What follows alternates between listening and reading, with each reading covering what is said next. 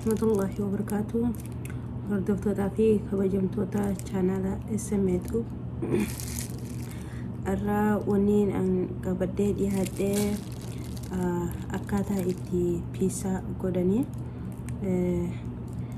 nyaata pizza itti godhaniin isin garsiiseeti akka namoota godhatan mana keessanitti abdiin qaba inshallah. Akkuma gartan kanatti ficaa as keessaa hin qaba.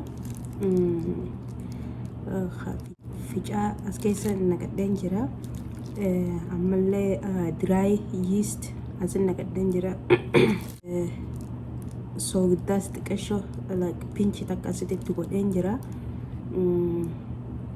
Ammallee sukkara xiqqoo sukkaraas itti goona. Zayitaas itti goona.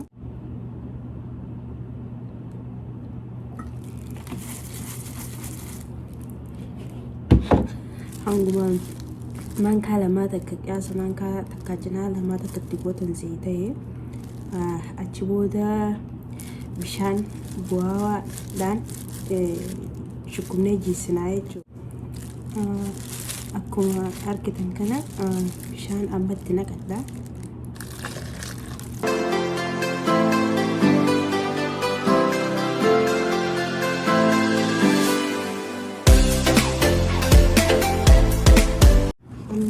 Egaa kana shukumtan qoshaa booda zayita kana xiqqoo itti goone